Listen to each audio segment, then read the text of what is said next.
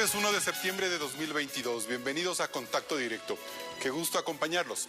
Los invitados para hoy, Fausto Murillo, presidente del Consejo de la Judicatura. El juicio político avanza en la Asamblea y de ambos lados se acusan de querer manejar la justicia políticamente. El lunes estuvo en este espacio la asambleísta interpelante de UNES, Viviana Veloz, y hoy tendremos las respuestas a sus señalamientos.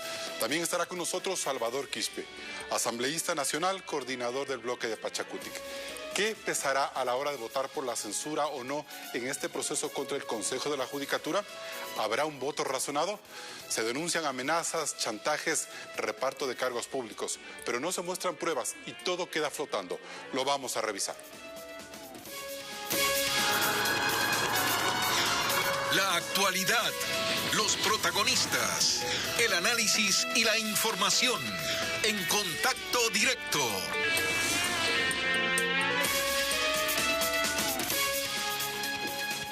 Hasta la madrugada de este jueves se realizó la primera parte del juicio político al Consejo de la Judicatura.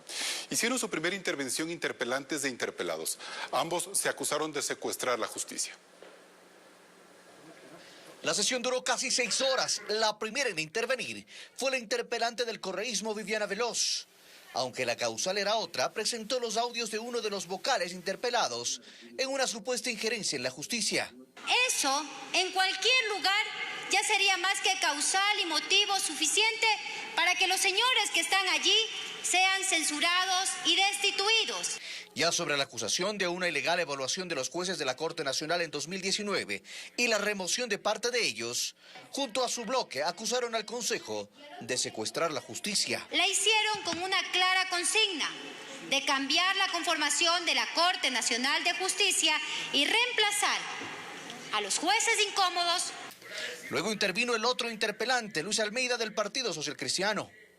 En todos los complejos judiciales no tienen agua potable, no tienen aires acondicionados, no tienen hojas, no tienen contoners. Concluidas las 2 horas para los interpelantes, llegó la réplica del presidente del Consejo de la Judicatura. Devolvió la acusación de secuestro de la justicia al correísmo. ¿Alguien recuerda que esa justicia del 2011 al 2018 sentenció un caso de corrupción cuando había un oficio de la Presidencia de la República amenazando a los jueces que si fallan en tal o cual sentido, ahí sí serán perseguidos por el Consejo de la Judicatura? El otro vocal, Juan José Morillo, no se refirió a los audios donde supuestamente interviene.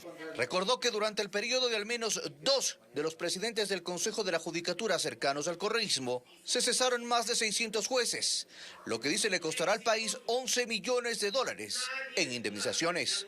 Por las travesuras del señor Gustavo Yal al destituir jueces, ha pagado $5.2 millones. Eso es lo que ha pagado este Consejo de la Judicatura. Ruth Barreno rechazó insultos y acusaciones en su contra por parte de uno de los interpelantes. Un juicio político y la inmunidad parlamentaria no son justificaciones para atentar contra la honra de una persona sin tener prueba alguna.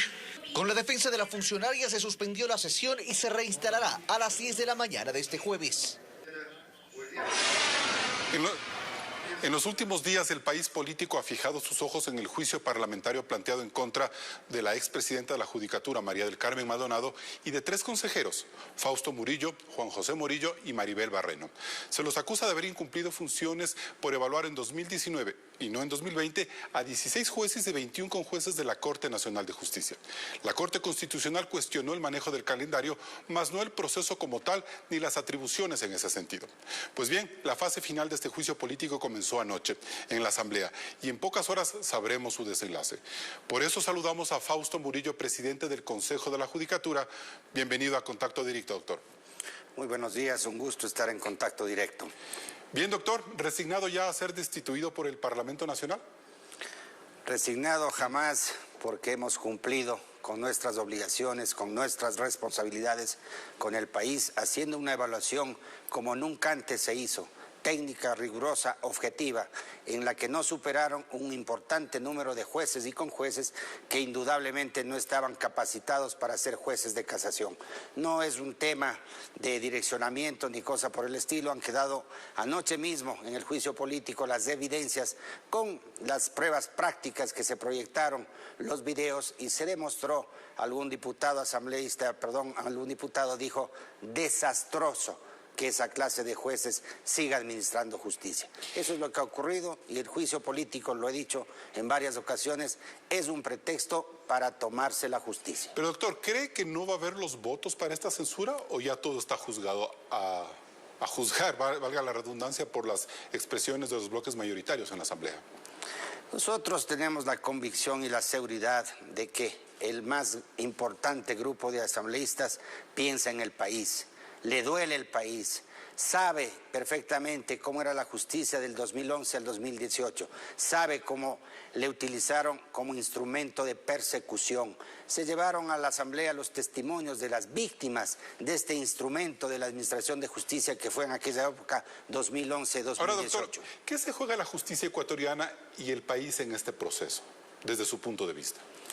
No solo se juega la justicia, se juega la democracia, porque tomada la Administración de Justicia, que es el pilar fundamental para controlar los excesos de poder, y si se le entrega como botín a grupos políticos, ya sabemos con qué fines. Pero, doctor, el fin fundamental, la impunidad. ¿Pero por qué insiste usted en que esto es un botín para el correísmo y el Partido Social Cristiano por controlar la justicia?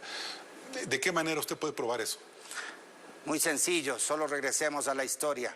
8 de diciembre del 2004, tumbaron a la Corte presidida por Hugo Quintana, nombraron la Pichicorte, anularon los juicios importantes, entre otros, del señor Bucarán. Del 2011 al 2008 se tomaron la justicia, persecución política, incluida a periodistas y a la gente o a los ciudadanos que no pensaban igual o eran opositores. Hoy nuevamente lo quieren hacer. Ya lo hicieron en el 2021 cuando removieron a Fausto Murillo y se tomaron Guayas. Precisamente la consejera Sofía Almeida, sobrina del diputado asambleísta Luis Almeida, fue quien presidió ese Consejo de la Judicatura de Participación Ciudadana, que ilegal e ilegítimamente removió a Fausto Murillo y se tomaron Guayas. Pero la asambleísta interpelante Viviana Veloz del correísmo considera que su teoría no es la correcta. Escuchemos lo que nos dijo el lunes pasado en este mismo espacio. Y es una falacia cuando intentan decir que la Revolución Ciudadana o que otro movimiento político pretende tomarse la justicia. Es totalmente falso. Sabemos cómo se compone el Consejo de la Judicatura, quiénes entrarían en sus reemplazos una vez que sean cesados y destituidos. Los vocales que hoy están en funciones serían los doctores Celi, Yupangui y el doctor Vintimilla, que fueron nombrados por el Consejo de Participación Ciudadana y Control Social transitorio y que además, después que ellos acaben sus funciones, se conforma de acuerdo a lo que dispone el artículo 179 de la Constitución. Doctor Murillo. Esa dicha por la asambleísta falacia, por el contrario, es una realidad y el país ya lo vivió. Cuando removieron a Fausto Murillo, asumió mi suplente, conformaron una mayoría y se tomaron la Administración de Justicia. Los jueces de San Borondón fueron ubicados por esa nueva mayoría. ¿Y qué es lo que consiguieron? Las acciones, prostituir las acciones de protección y las garantías jurisdiccionales. Esa es la verdad, esa es la realidad, no es ninguna falacia. La falacia es acusar al Consejo de la Judicatura de haber incumplido funciones y atribuir a la Corte Constitucional esa afirmación, lo cual ciertamente es un despropósito. Ahora, doctor, juristas importantes en este país como Rafael Ollarte, Ramiro García Falconi o Pablo Encalada advierten que es un error cuestionar la trayectoria de Jaime de Vintimilla, Elsie Celi y Yolanda Yupanqui, cuyas hojas de vida fueron consideradas por el Consejo de Participación Transitorio de Julio César Trujillo. Ellos han dicho, no es correcto que se los acuse de correístas o socialcristianos cuando ellos han tenido una hoja que ha sido validada por la transición de 2018, doctor. Creo que uno de los profesionales que usted ha señalado, de apellido me parece que es... ¿Doctor Encalada? Ollarte. ¿Ollarte? Me parece que es Ollarte. Él es el abogado patrocinador de la Asociación de Magistrados y Jueces que presentó la demanda de inconstitucionalidad a nuestros reglamentos. Ante esa acción de inconstitucionalidad, la Corte Constitucional le rechazó casi en el 100%, y por eso es que la sentencia que ahora aducen que es la base del juicio político, lo único que ha cuestionado es la temporalidad. Ha dicho que el Consejo actuó constitucionalmente, legalmente y en ejercicio de sus potestades. La temporalidad, ha dicho Llarte, que es muy importante porque significa que si no se toman medidas frente a los periodos, la próxima judicatura, posiblemente la que le suceda a usted, podría en el momento menos indicado evaluar jueces e ir cambiando a los magistrados. Entonces, él dice, no, los plazos eran importantes y la judicatura tenía que someterse a esos plazos, es decir, evaluar en 2020 y no en 2019. Lo que el correísmo dice es que como se evaluó un año antes, tuvieron un tipo de jueces que fueron los que condenaron a Rafael Correa. Ese criterio respetable, pero no tiene nada que ver con la realidad.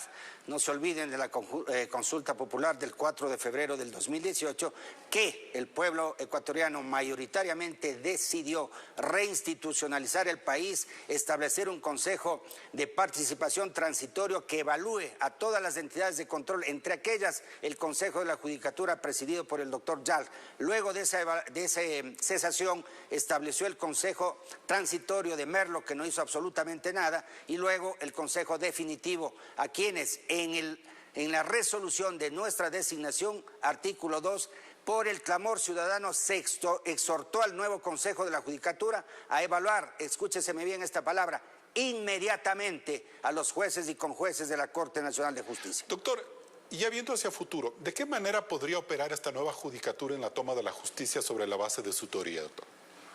La base de una realidad que ya se avisora es cesar al Consejo de la Judicatura, estructurar una nueva mayoría o un consejo sometido al poder político, modificar los periodos o modificar la presencia de conjueces temporales que nosotros hemos designado conforme a la ley, y ahí sí las estructuras políticas ingresar el recurso de revisión para anular sentencias ejecutadas. Doctor, es decir, ustedes, mejor dicho, una nueva judicatura podría sin ningún tipo de plazo cambiar de conjueces dentro de la Corte Nacional. Todos los jueces y conjueces que están hoy por hoy en la Corte Nacional, en sala penal, han conocido ya estos casos de corrupción, sea como tribunal, sea como casación, etcétera, etcétera. Por ello es la necesidad, para ingresar el recurso de revisión, tienen que colocar nuevos conjueces. ¿Y de dónde salen esos nuevos conjueces, doctor?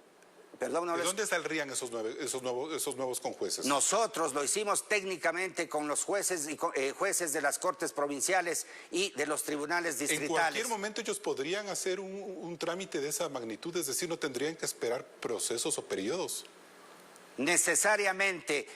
Un ejemplo, cuando se produjeron los vacíos de la evaluación y luego del concurso, el Servicio de Administración de Justicia no puede suspenderse o paralizarse. Por ello, aplicando el 40.2 del Código Orgánico de la Función Judicial, designamos conjueces temporales que han venido actuando y conociendo estos casos. ¿Qué pasaría con esos conjueces? ¿Fácilmente pueden ser removidos por una nueva mayoría de la Judicatura? ¿Eso es lo que usted simplemente pueden regresarles a sus tribunales de origen y encontrar jueces dentro de la estructura de toda la función judicial de cortes provinciales y tribunales y designarlos con jueces temporales. Aquí hay una argumentación adicional invalidada por la interpelante Viviana Veloso. Escuchemos.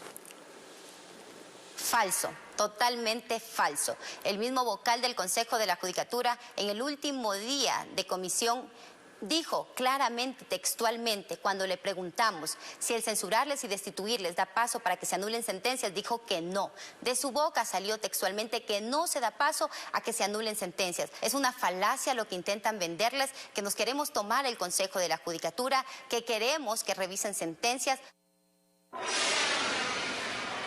Doctor Murillo, básicamente ella considera que es imposible mantener ese giro de teoría que usted plantea sobre la revisión de casos emblemáticos. La pregunta que me hicieron, ¿con la cesación se modifican sentencias?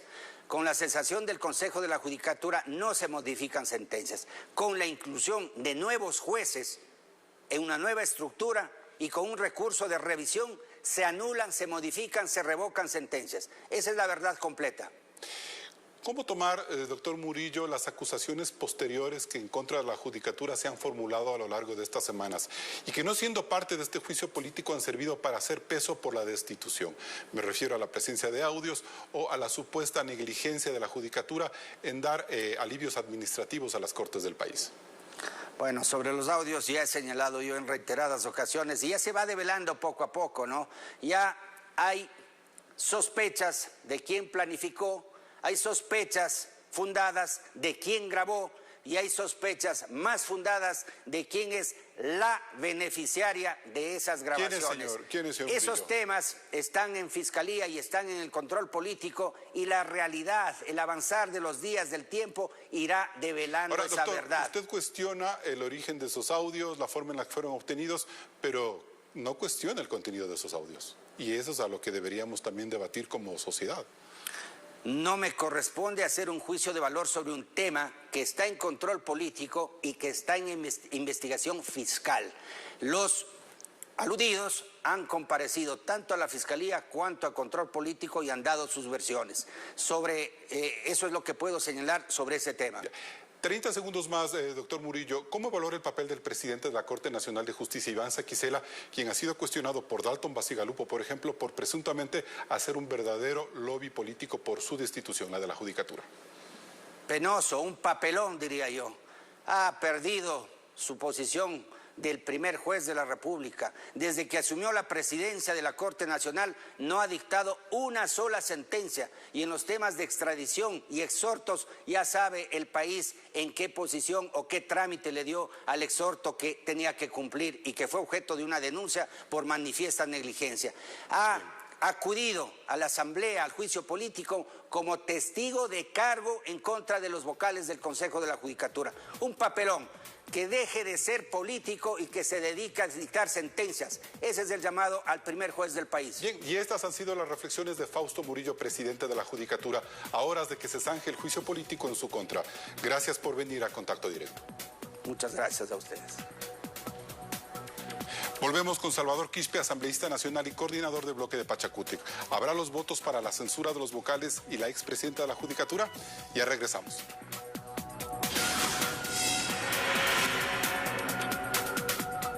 7:16 de la mañana. Tanto la Izquierda Democrática como Pachacútec se convertirán en los bloques parlamentarios decisivos a la hora de censurar o desestimar el juicio político en contra de 3 integrantes del Consejo de la Judicatura y la expresidenta de este organismo. Y se ha vuelto tan dramática esta situación que aparentemente la estabilidad del sistema judicial del Ecuador estaría en juego a través de este proceso. Por eso damos la bienvenida en nuestros estudios a Salvador Quispe, legislador nacional por Pachacútec, para que nos dé su lectura sobre este proceso. Asambleísta, buenos días y bienvenido a Contacto Directo. Buenos días, Carlos. Qué gusto saludarlo a usted, a sus colegas y sobre todo a la audiencia de Coavisa. Muchas gracias por invitarnos. Asambleísta, ¿habrá los 92 votos para censurar a los integrantes del Consejo de la Judicatura? Habrá que ver. Dudo mucho. Creo que las pruebas de descargo que han señalado los llamados a juicio en las últimas horas está aclarando todo esto, pero sobre todo, esto no es nuevo. Ya hemos visto cómo los interpelantes, desde hace más de un año, vienen buscando los mecanismos para poder llegar hacia la impunidad de los delitos, tratando de ocultar, de borrar, de desaparecer las sentencias que se les impuso por parte de la justicia por sus actos de corrupción. Asambleísta, ¿usted siente que los vocales de la Judicatura la noche de ayer lograron esclarecer todas estas dudas? Bueno, es decir, fue una buena defensa. Cuando vemos que una de las razones de las acusaciones es que ¿por qué delegaron la evaluación a los jueces y a los conjueces, a terceras personas? Y cuando vienen los llamados a juicio, y no lo dicen ellos, sino que están las versiones de los propios a quienes se les ha pedido un apoyo técnico, más no delegar ¿qué más se puede esperar? Ahí está claramente aclarado que nunca hubo tal delegación, siempre han pedido el apoyo, bueno, eso ya en el cumplimiento de sus obligaciones seguramente lo están haciendo, pero una cosa es pedir el apoyo técnico, otra cosa muy distinta es delegar. Estas cosas están dejando sin piso esas acusaciones que están tratando de sostener. Y sobre esos argumentos, asambleísta, ¿cómo se comportará el bloque de Pachacuti en la votación? Bueno, nuestro bloque mayoritariamente está muy preocupado con estas intenciones que tienen los que dejaron sembrando la narcopolítica en el Ecuador en la década pasada. Hace rato decían que querían la Comisión de la Verdad para que levanten informes favorables y querían utilizar eso para el mismo propósito que hoy tienen con este proceso de juicio político, tratando de terminar con este Consejo de la Judicatura, que venga un nuevo consejo, revean los jueces y lleguen a la aplicación del artículo 658 del COIP, que permite la revisión de las sentencias ejecutoriales. ¿Usted está convencido de que eso va a ocurrir, Salvador? Bueno, eso es lo que ellos han venido pidiendo desde hace rato. Todos los ecuatorianos sabemos de eso, somos testigos de eso. Ahora, últimamente no hablan mucho de la Comisión de la Verdad. Ahora hablan del juicio. Seguramente si no tienen suerte con este juicio para ese propósito de la impunidad, entonces mañana se inventarán alguna otra cosa. Pero ese ha sido el principal tema de la agenda de ellos, ha sido ese tema. Sin embargo, asambleísta Quispe, la CONAIE ayer emitió un comunicado de prensa en el que dispone que su bancada censura al Consejo de la Judicatura, porque considera que la justicia ha sido usada y manipulada para favorecer los intereses de este gobierno, no del anterior, del actual, del de Guillermo Lasso. Y de esta manera asegura que el bloque de Pachacutic debe ser consecuente con la lucha de los pueblos. Con esa posición, la posición tan rígida y tan dura de la CONAIE, me da la sensación de que Pachacutic votará por la destitución del Consejo de la Judicatura y no se abstendrá como usted lo está planteando, asambleísta. Bueno, yo respeto las opiniones personales de algunos compañeros. El Consejo de Gobierno es el que firma ese comunicado. Hubiera sido bueno saber si esa es una resolución de la CONAIE. La CONAIE somos miles de comunidades a lo largo y ancho del país. Primero. Segundo, yo siempre hago una reflexión.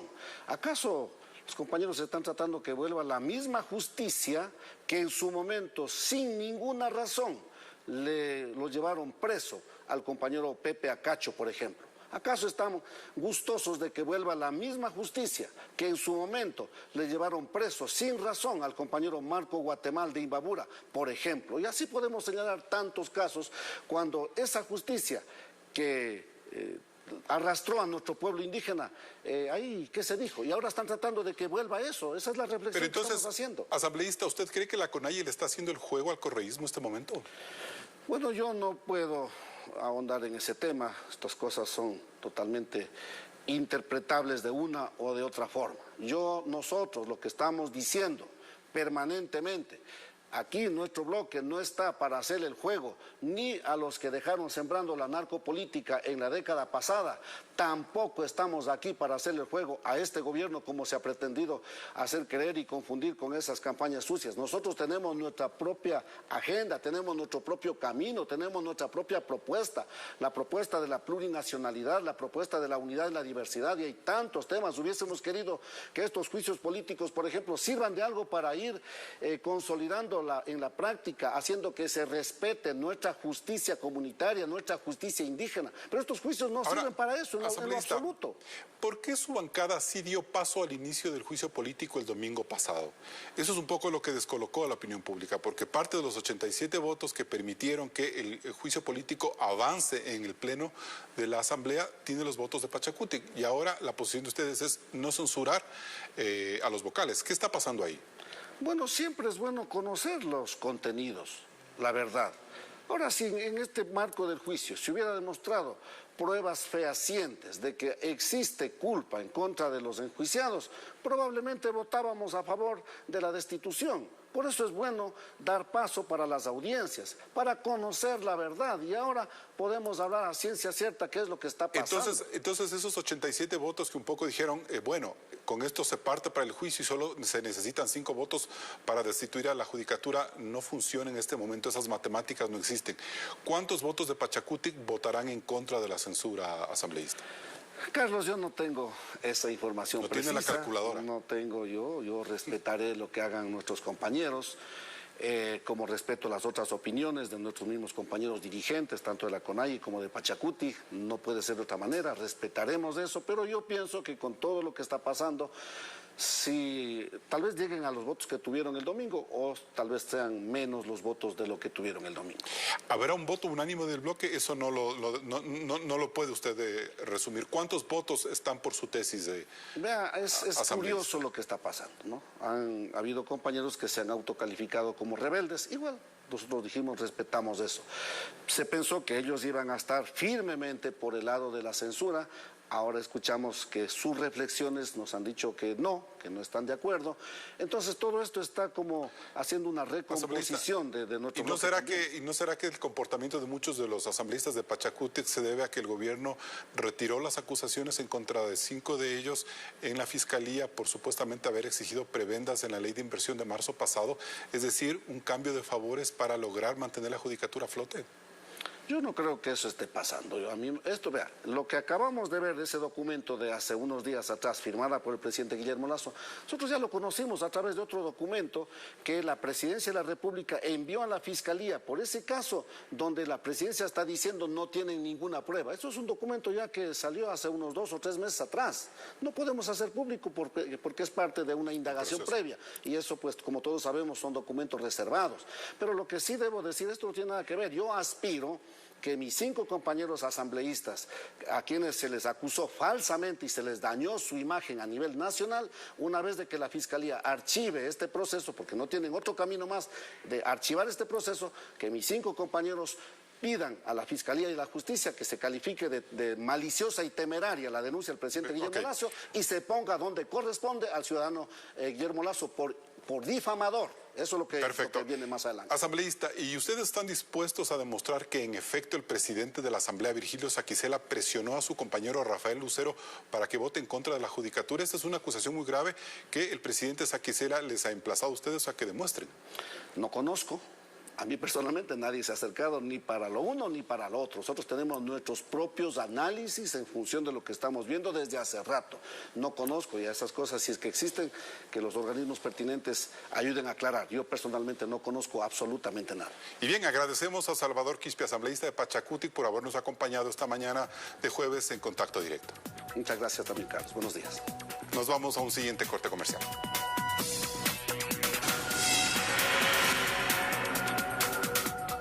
Y bien, siguiendo de cerca el desenlace del juicio político en contra de los miembros del Consejo de la Judicatura, despedimos aquí Contacto Directo, siempre pendiente de más noticias a lo largo de esta jornada informativa en Ecuavisa. Buenos días.